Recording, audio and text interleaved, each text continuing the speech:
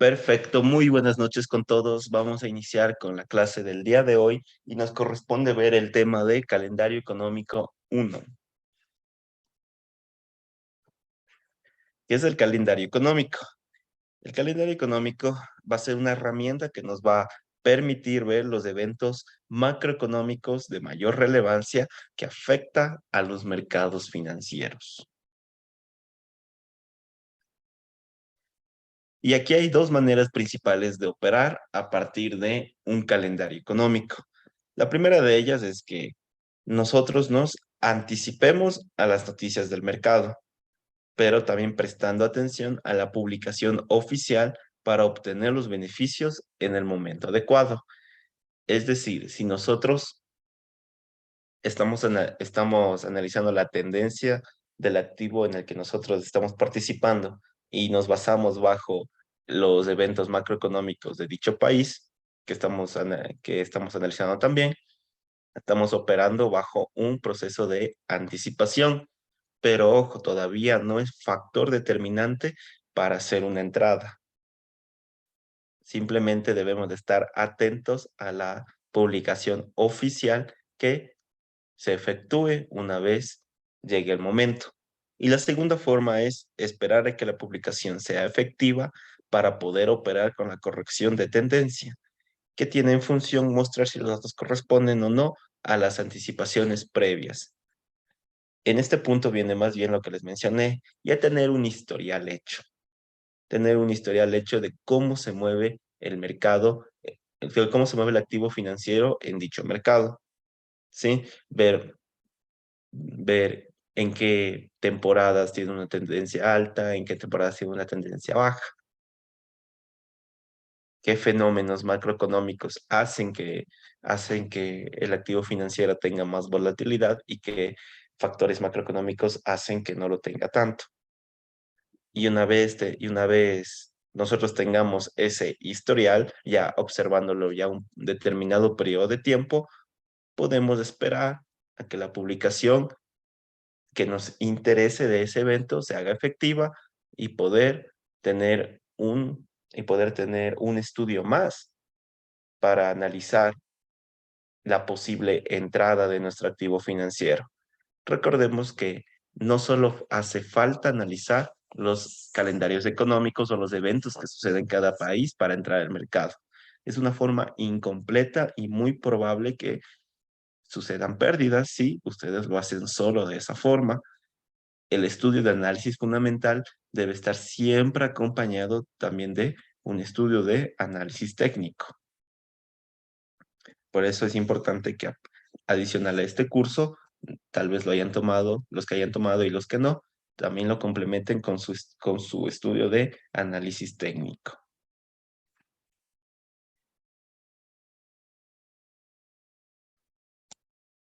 Algunos de los indicadores económicos. De los indicadores económicos principales que nos vamos a valer en nuestras tres clases de calendario económico y sobre todo para analizar el mercado de divisas o Forex, van a ser los tipos de interés, el PIB, el IPC, que es el índice de precios al consumir, el empleo y el desempleo.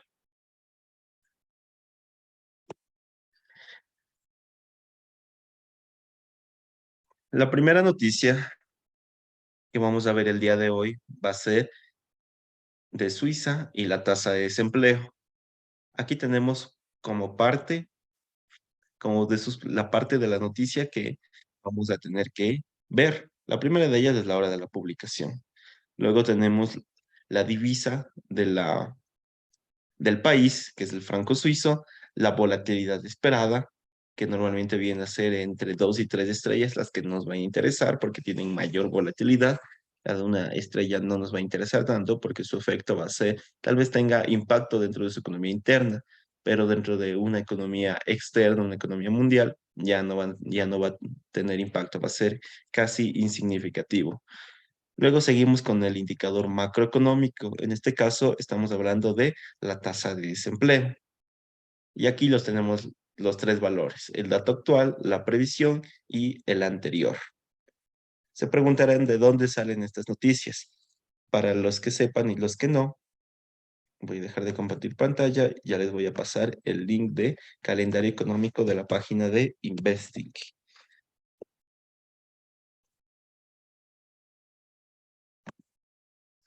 para que puedan revisarlo. Y el calendario económico se actualiza todo el tiempo, todos los días.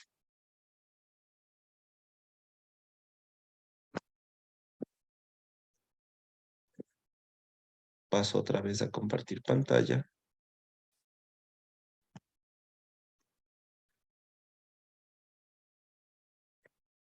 Y aquí tenemos el calendario económico. Vamos a echarle un vistazo así rápidamente, justamente para mencionarles que hoy, lunes 10 de abril, ven que hay una festividad en muchos países de Europa, que es que es el motivo de estudio también de este curso.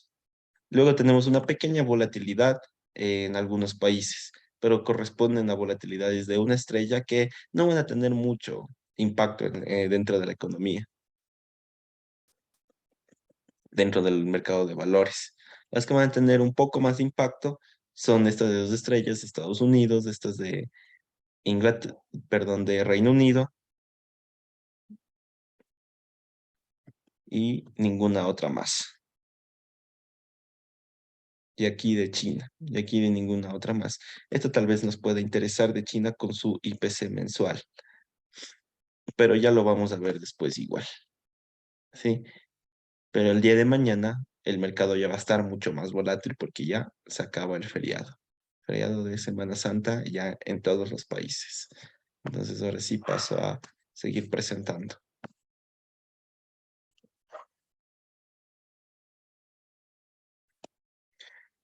La tasa de desempleo de Suiza.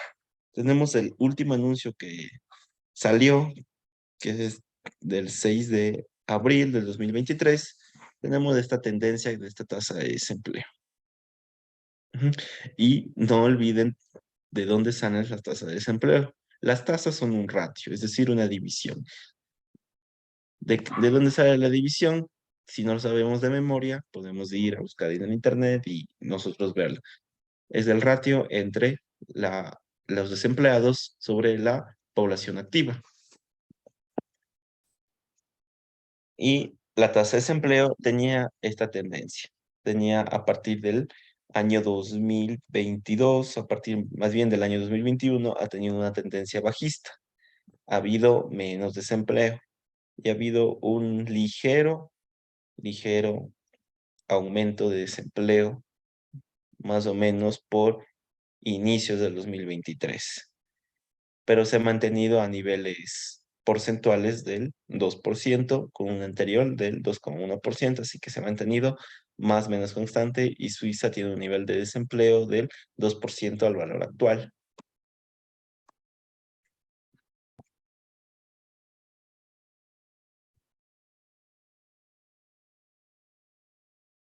¿Cuál es la noticia por cuál salió esta gráfica?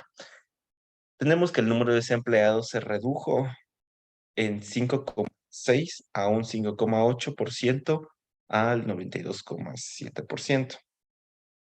Mientras tanto, la tasa de desempleo juvenil, que mide a las personas que buscan trabajo entre 15 y 24 años, se redujo a un mínimo de 8 meses, del 1,8% desde el 2,2% en febrero. Y el número de jóvenes desempleados se redujo, por supuesto, en, en 0,72 puntos porcentuales.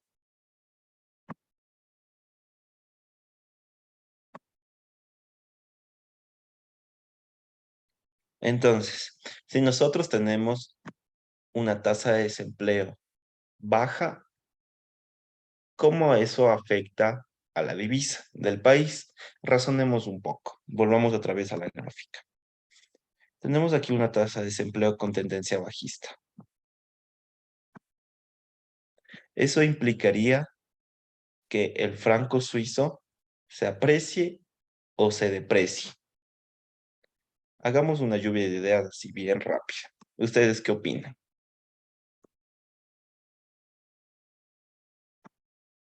se aprecie. Muy bien. ¿Quién más desea compartirnos sus ideas?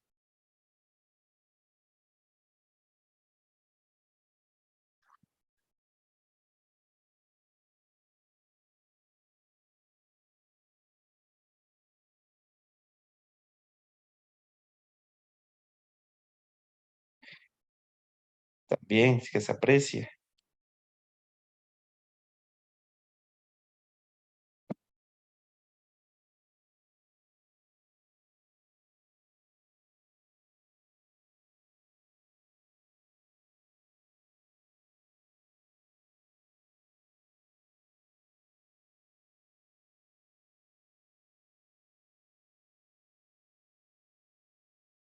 Bueno, sí, la, mon- la- el franco, el franco suizo va a tender a apreciarse, pero ojo, digo, va a tender, es decir, va a tener una tendencia hacia la alza.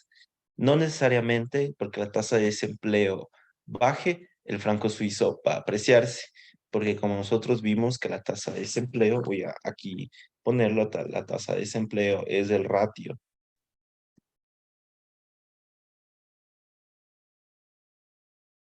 entre el desempleo y la población activa.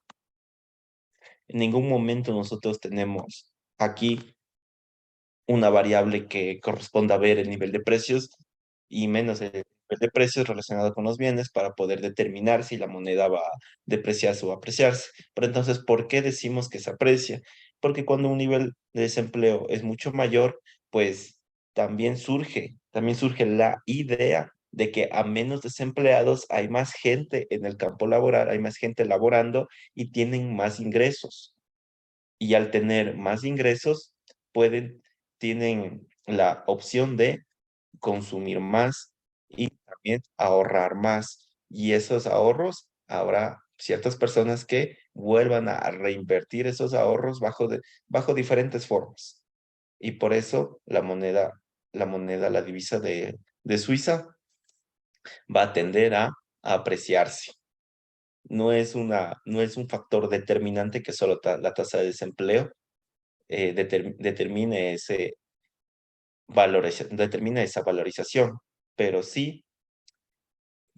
pero sí puede ayudar a comprender por cuál se valoriza. Cuéntenme, si me hice entender, me hice entender por qué la tasa de desempleo a- hace que el franco suizo se aprecie.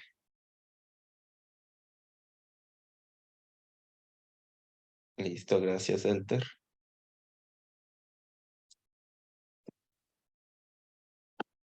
Sí, podemos mencionarlo así, como un factor indirecto. Sí, podemos mencionarlo así, como un factor indirecto. También otra forma que lo pueden ver es otra vez pongamos nuestra ecuación más simple de econometría.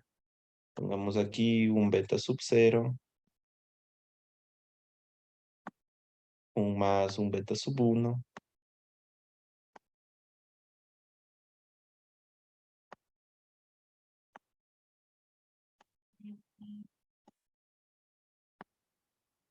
más algunas variables, ¿no?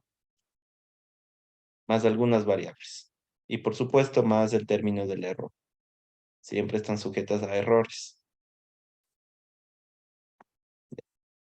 Podemos también nosotros ver lo que este X1 es la tasa de desempleo. Este va a ser la tasa de desempleo. Pero como se fijan que hay un más y muchos puntitos, es decir, que hay varias variables que determinan esta Y, es decir, mi Y va a ser la apreciación o depreciación de la divisa, ¿sí? Es decir, que solamente esta variable no explica que se aprecie o se deprecie, sino también explica estas otras variables que no les puse, que son estos puntitos que van a ser x2, x3, x4, x5, xn. ¿Sí? Y todavía más un término de un error que nosotros no podemos percibirlo directamente. Así que sí es denominado un factor indirecto, porque por sí solo no explica que la tasa de desempleo se aprecie, sino explica, pero en conjunto con otras variables. Entonces ahí sí ya creo que queda un poco más claro. Ahora veamos la tasa de desempleo de la zona euro. La tasa de desempleo ya vimos que por definición es un porcentaje de la fuerza del trabajo total que está desempleada, pero busca activamente el empleo y está dispuesta a trabajar. Y un alto porcentaje indica debilidad en el mercado laboral.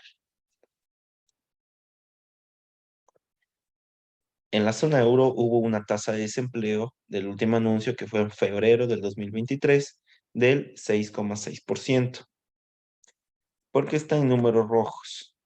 Porque ustedes van a ver que la previsión, es decir, el pronóstico de la tasa de desempleo es un punto porcentual menor y su valor anterior, pues, tiene el mismo porcentaje. Así que se mantuvo constante al último anuncio que hubo con la tasa de desempleo en la zona euro. Sin embargo, si nosotros vemos el histórico, vamos a ver que a inicios del 2021, tal vez unos meses después, hubo una tendencia bajista. ¿Qué nos quiere decir esto? Que entre las economías más grandes de que en la zona del euro, la tasa de desempleo más alta se registró en España con el 13,1%, en Italia con el 7,8%, Francia con el 7,1%, mientras que las tasas más bajas se registró en Alemania. Y aquí tenemos las conclusiones, una vez más. Si tenemos una lectura menor a la esperada,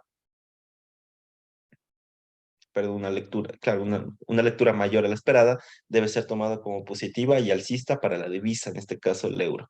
Una lectura inferior a lo esperado debe ser tomada como negativa y bajista para el euro.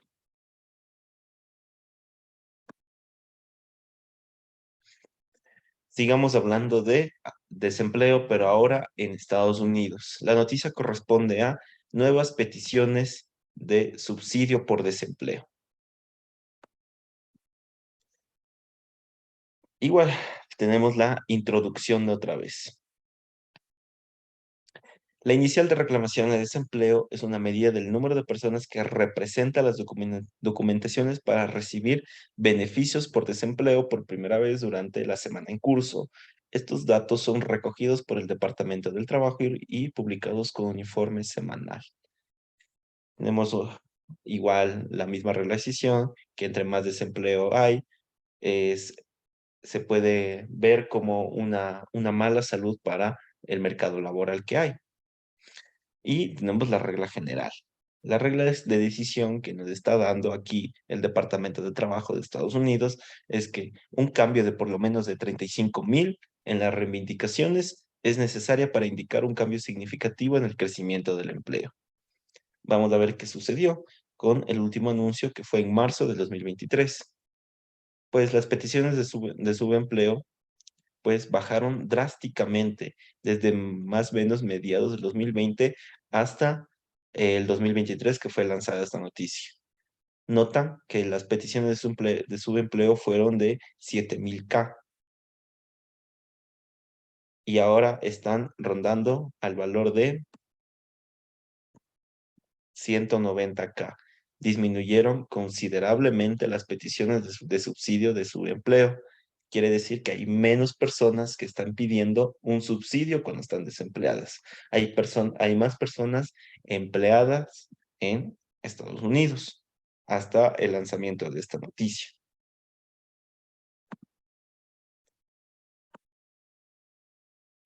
Y aquí podemos ver un poco más sobre qué pasa en el mercado laboral de Estados Unidos. Vemos un poco la gráfica, tenemos que el último valor que fue lanzado fue del 3,4% y aquí está la explicación.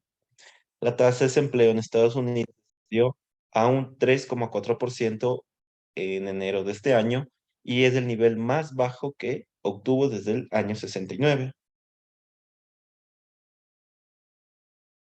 tenemos los porcentajes de las personas desempleadas que hubo en ese año. Y por último, como las conclusiones finales que tenemos, que el informe del empleo se produjo inmediatamente después de una fuerte caída en las solicitudes semanales de desempleo a mínimos de 9 meses y un aumento de mayor de lo esperado a un nivel de ofertas de trabajo a diciembre.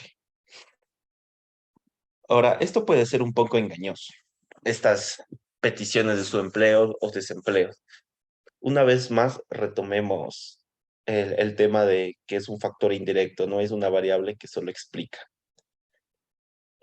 Puede ser un poco engañoso en la economía porque puede suceder también factores que nosotros no vemos, como puede ser también un factor que está sucediendo ahora a nivel, no a nivel mundial, está sucediendo más bien a nivel de países industrializados, a países de primer mundo, más bien conocidos, que se le conoce como el fenómeno de la gran renuncia. La gran renuncia consiste en que hay un, hay, hay un porcentaje de la población sobre todo que son jóvenes, sobre adolescentes, jóvenes, jóvenes adultos, ese porcentaje de la población que está haciendo, está renunciando a sus empleos para poder, para poder alcanzar un nuevo nivel. Bajo diferentes razones creen que tal vez un empleo en línea es mucho mejor, tal vez no les gusta el empleo que tienen en estos momentos y buscan otro que les dan más facilidades, más préstamos, etcétera, etcétera, etcétera. Pero, y esos puestos vacíos que quedan dentro de esos países, ¿a quiénes se los dan? Pues los locales ya no los quieren, porque los primeros en entrar en esos primeros empleos siempre son las personas jóvenes, los adolescentes jóvenes, ¿sí? Porque es la primera mano de obra que siempre tienen, casi siempre tienen esos empleos. Pero como ellos ya no los quieren, ¿quiénes sí los obtienen? Y aquí viene el factor que nosotros no vemos, que es la migración. ¿Quiénes los obtienen? Pues los migrantes. Los migrantes que están en busca de mejores oportunidades y que por supuesto van a aceptar esa posición de empleo porque, bueno, bajo diferentes razones, no diré solo una, bajo diferentes razones los van a aceptar. Eso es lo que ve este indicador. Ve que simplemente hay menos desempleados, por supuesto que hay menos peticiones de desempleo, pero no está midiendo por qué razón hay menos, por qué razón en realidad no hay tantos desempleados. Pues normalmente uno pensaría es que hay pleno empleo y todas las personas empiezan a tener más rentabilidad, más ingresos en sus vidas. Pues no necesariamente es así, porque puede suceder también el escenario que les estoy explicando y que de hecho está sucediendo, no puede suceder, está sucediendo en estos momentos, en mayor o menor medida, dependiendo del país en el que estemos hablando. Así que estos indicadores, como les dije otra vez, es otro ejemplo de ver que no es un factor determinante para saber si una divisa se está apreciando o depreciando realmente. Podemos más bien nosotros intuir que tiene la probabilidad de hacerlo. Siguiendo esta línea, la conclusión es que una lectura mayor de la esperada debe ser tomada como negativa y bajista para el dólar, mientras que una lectura inferior a lo esperado debe ser tomado como positivo y alcista para el dólar. ¿Con cuál nos quedamos? ¿Con cuál de las dos conclusiones nos quedaríamos? Cuéntame en el chat.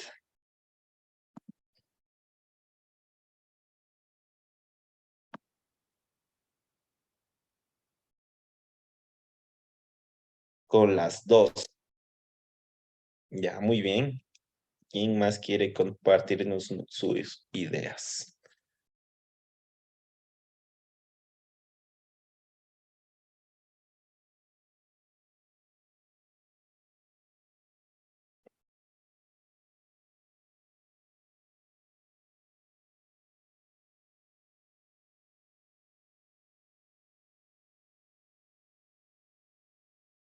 Con la segunda.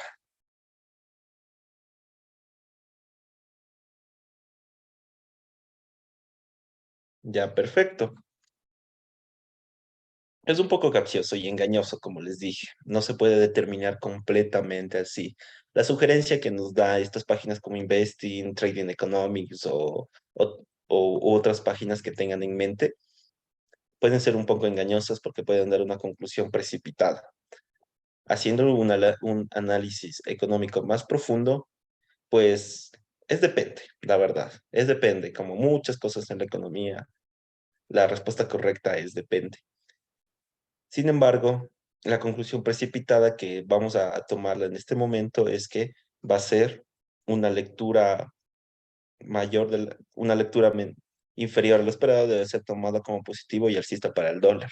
Pero ojo, no necesariamente por la noticia que estamos viendo, sino más bien es un factor más que nos apoya a ver que el dólar se está valorizando. Cuéntenme, ¿tienen alguna duda, alguna pregunta hasta este punto?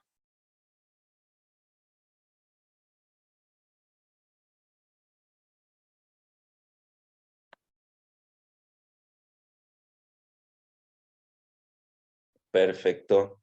Gracias, Elter. Gracias, Diana.